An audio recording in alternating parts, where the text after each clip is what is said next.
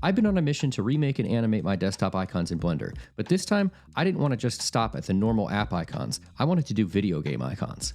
I had to start with Minecraft because I grew up playing Minecraft, and playing building games like that is one of the things that pushed me into becoming a 3D artist in the first place.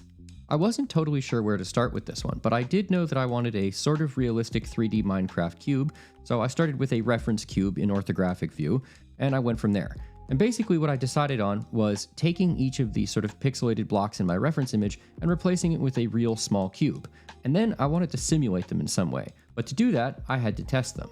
And so I arrayed my cubes so that I had basically a flat plane of cubes, and then I arrayed that upwards, and so that I had basically a solid cube made of smaller cubes. I also knew I wanted to simulate this, so I applied my modifiers to make my cubes real, and then I made them into a rigid body. By separating all of them into their individual pieces using the separate loose parts function and resetting their origins, I could simulate all of these individually. And then I pressed play. That many cubes obviously wasn't going to work, so what if I simulate only the outside cubes? I put it into wireframe mode and selected only the outside cubes, moved them to their own collection, and proceeded to delete the rest. Then I set one up as a rigid body, selected the rest of them, and used Object, Rigid Body, Copy to Active to copy that one rigid body's settings to the other active objects. And this time when I played the simulation, it worked. Then I rebuilt the same structure in the same way, but I left this little bit in to show you the trick that I just did, which is using invert selection to select the core of the cubes, rather than moving all the outside ones into their own collection. Then I wanted to create a sort of randomized terrain-like surface, so I selected the entire top surface of cubes and used select random and deselect mode to deselect some of the cubes randomly, then move the remaining ones up top, and I repeated this process on every other side.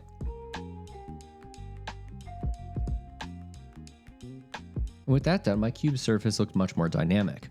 I wasn't totally happy with it though, so I used the random deselect again on the outside to thin it out a little bit and make it a little bit less crazy. And I followed that up with a little bit of manual deletion just to get the profile to look exactly how I wanted it. Next up was materials, because hey, let's face it, it's a Minecraft cube. The modeling itself, not that complicated, but the materials I used some pretty neat tricks for. I created a material for one cube and copied it to the rest of them.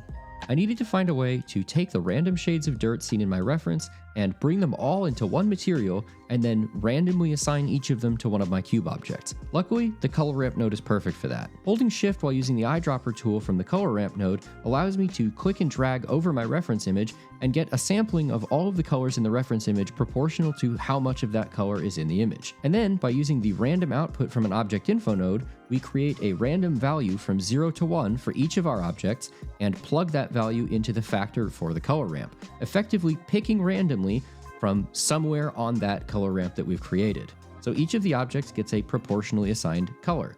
I created the grass section by first box selecting a section of cubes in the middle, randomly deselecting them, and then using shift and box select to add all of the top cubes. So the grass will be all of grass at the top and some grass as it approaches the lower part of the cube. Then I repeated the exact same material trick to make the grass. While I was working on this, it hit me what I wanted the animation to be. I decided I wanted the cube to jump and turn, revealing that one face of it was actually the face of a creeper, and then I wanted it to flash and explode. So to accomplish this, I had to turn one face into a creeper, and to do that, I basically just deleted the random protrusions from these sections, brought in a creeper face texture as a reference, then I made myself a simple creeper base material to assign to those cubes. With it assigned, I went ahead and once again sampled the random green and white colors from the creeper's face to create the base for my material. I also went ahead and made a simple black basic principled material for the eyes and mouth. One of the things that I have as a teaching goal for Blender is to convince people on here that sometimes less is more. Not always, sometimes crazy complicated node setups are actually worth the time and effort, but a lot of the time you can get a ton done without going completely ape on nodes. It's a lesson that, quite frankly, I wish I had learned sooner. To make the eyes and mouth, I just box selected the regions that were the shape of the eyes and mouth while looking carefully at my reference. The problem is, box selecting like this selects through everything, so I end up with stuff selected on the other side that I don't want. Luckily, I can just use Control, left click, and drag to deselect the areas that I don't want. And then I simply used copy material to select it to copy my black material from one cube to the eyes and mouth. Next up was animating it, but this was going to be kind of tricky because I wanted to animate the cube as one whole piece, but each of them are individual cubes and the entirety of them are going to be simulated. So how do I do that? And the answer is a collection instance. By creating a collection instance, I effectively have a single object instance of every object in that collection. So if I simulate them later, they will move relative to the empty that controls the collection instance, but I can also animate the rotation, scale, and position of the empty that is positioning the collection instance. And in this case, I started by animating the position. I just wanted it to hop gently and bounce a couple times. So to do that, I set keys for the top and bottom position and a return key for the bottom position to be the exact same. And then I set the interpolation mode to bounce, so when it returned, it didn't just gently ease back into its spot, but rather bounced. And then, with my bounce timing roughly worked out, I went ahead and keyed the start and end positions for the rotation. And because all three channels changed in this one, I keyed all three by just holding my cursor over the rotation channel and hitting I. And just like I always advocate, the majority of my work here was not done with keyframes, but was rather done in the graph editor. So I went on to spend a fairly significant amount of time retuning this animation until I was completely happy with the timing of the jump, the bounce, and the rotation. Then I wanted to key the materials so that the entire thing would flash before it explodes. And to do that, I could have just keyed the emission channel, but keying the emission channel in all four materials would be inefficient and pretty annoying if I wanted to change the timing, because I'd have to go back and change it for all of the materials. So instead, I created a keyed value node to use as the basis, and I'm going to show you a neat trick about how you can have one node that drives the same value for multiple different materials so that you only have to rekey or change that one value to control all of them. To create the flashing effect, I want this value to drive the value of my emissive and all of my materials up and down in a regular interval for a set period of time. So to do that, I took my animated value with a single spike and a pause and then a reduction, and I added a cycles modifier in the graph editor. And what that lets me do is basically copy that animation repeatedly and restrict its frame range to a particular area. In this case, the frame range where I want the object to flash. And I'll come back to that trick in a second when I go to retime the animation, but first I had to create a duplicate of my collection so that I can use an unsimulated one for something later on.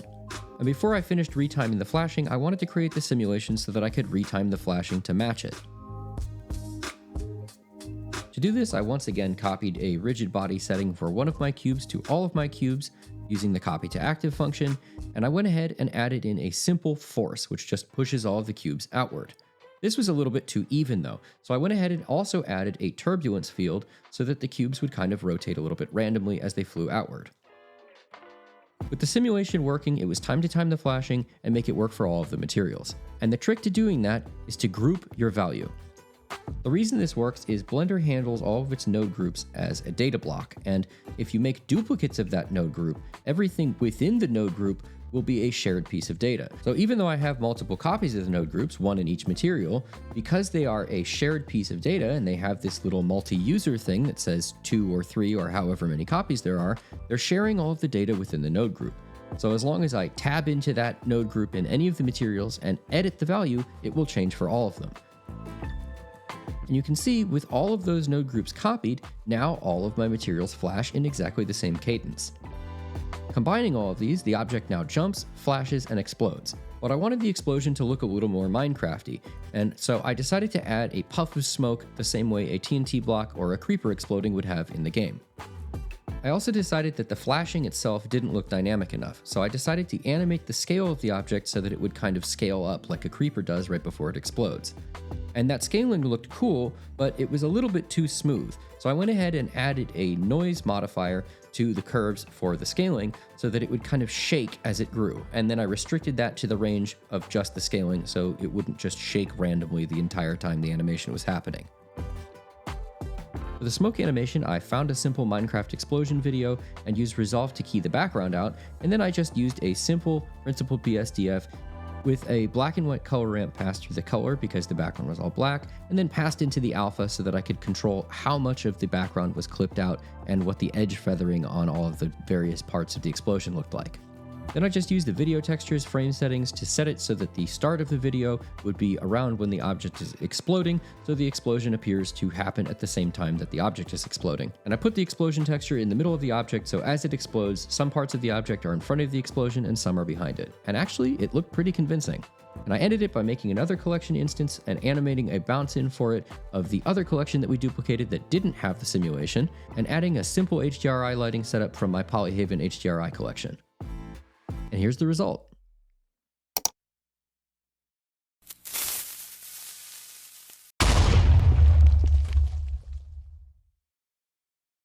For the next icon, I challenged myself to do Counter-Strike 2.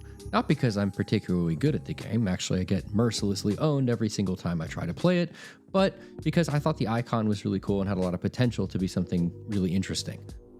For the app background, I used a simple plane, used Ctrl-Shift-B to round the corners, and then extruded it and added a little bit of beveling around the edges just to soften them. For the silhouette, I grabbed a character off of Mixamo along with a roll-in animation that I'm going to use to have him just kind of appear into the app icon, which I think will be really cool. And while I maybe could have made it from scratch, it probably would have taken me a week, and the video would have ended up being like 3 hours long, which wouldn't be super practical for this. I wanted to create the contrast of orange and blue / light and dark here using a light, and there's a reason for that, which I will reveal in a minute.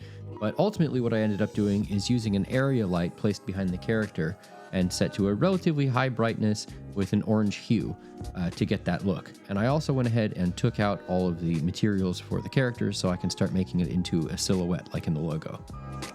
I also tried this whole concept thing with the app being a room kind of and having the character roll into the room through a hidden doorway, but I just couldn't make the lighting and the app background work in a way that I was happy with, and ultimately I ended up abandoning that idea and going back to the simple rounded background. And I decided to leave it in as a reminder that no matter what experience level you are, you will try things that just don't work, and not to give up or bind yourself to an idea so blindly that you can't change in favor of something that's better. To get the lighting, which I was pretty happy with, closer to exactly matching the logo, I ended up just throwing a simple hue saturation value node in the compositor and just cranking the saturation up a little bit. Then I grabbed the outer edge of the background and extruded it outward, then separated it and moved it into its own collection so I could use it as a holdout. And the holdout setting right here basically just lets you use that collection as a mask to mask the rest of your scene, and I'm going to show you by making my character explode in a horrifying way. If you weren't paying attention to him being spaghettified, you would notice that his legs and arms, anywhere that exited the area of the holdout, became invisible, and that's the goal, to get anything that moves outside of that icon to not be visible to the camera. For the gun, I also grabbed a model that I found online because, again, this would have taken me way too long to model for this type of video, and I just scaled it down, removed its materials, and went about rigging it to the character. Rigging this was fairly simple. First, I just positioned it into the hands of the character until it was about where I wanted it, and then for the gun, I just added a child of constraint, attached it to the skeleton, and set the target bone as the bone of the character's hand. And now when the character rolls forward, the gun is tracked to the hand, and the whole thing moves as it should. Next, I needed to make a flashbang. Why? Well, I want the source of the light from behind the character to be a flashbang going off behind them, and I want that to be animated in being thrown across the front of the character as he rolls into the scene.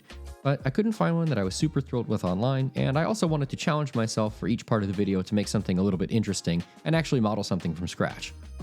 So I simply started with a hexagon, and I extruded it upward, added a little bit of beveling to it, and went ahead and added these extra loops so that I could make these sort of top and bottom curved portions. And basically what I'm doing is preparing this to be a subdivided part of the mesh. Once I get the proportions right, I'm just going to use Ctrl-2 to add 2 levels of subdivision to the model. It's immediately going to smooth out in a way that doesn't look great.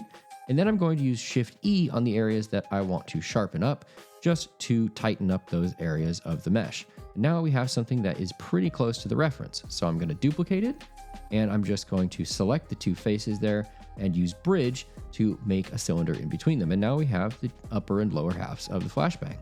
To make the holes in the mesh, I beveled the 2 middle edge pieces so that I could have a little bit of a separation there, and set the vert count of those to be 1 so I'm not wasting topology. And then I went and inset each of these sets of 2 faces without actually scaling them down at all. So they're prepared by having a doubled edge, but they haven't changed scale at all, so they'll all be consistent. That way, I was able to scale them down until I was roughly happy with the size, and use the loop tool's circle function to make them into circles, and delete them. And because the mesh is subdivided, I now have a nice smooth surface when I delete them, and they become nice perfect circles. Finally, I duplicated the bottom face and extruded it upward on the inside to make the inner core of the flashbang, and moved on to making the handle.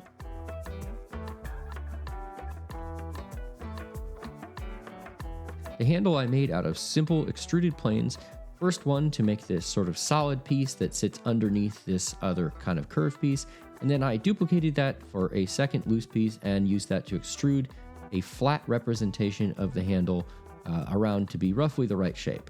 I just used simple extrusion and scaling to finish out the solid piece, and then I went ahead and grabbed the outer edge of the handle and used offset edges extrude, which is an awesome tool that's built into the edit mesh tools to make a nice even extrusion around, since if you look closely at the reference, it has this sort of bent thing, as if it's a flat piece of metal that's been bent to fit over that solid piece.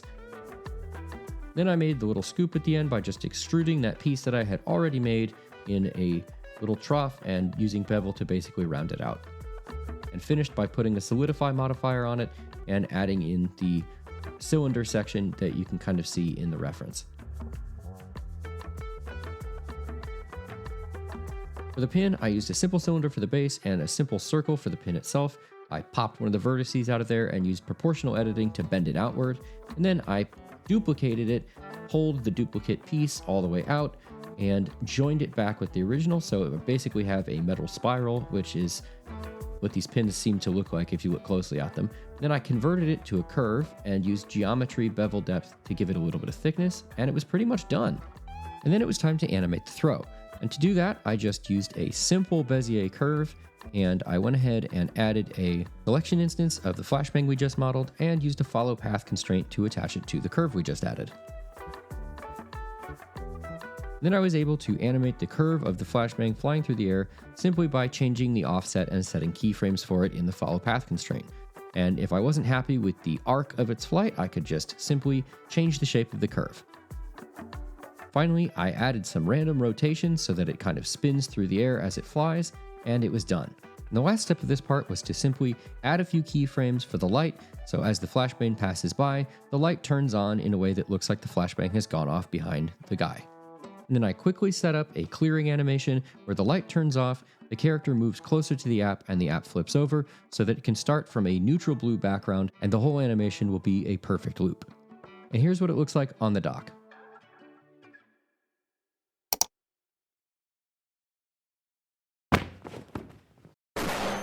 That's it for this one, which means you guys should subscribe, ring the bell so you don't miss the next one, and join my Discord if you want to learn more about Blender, and that's my cue to remind you, never stop learning.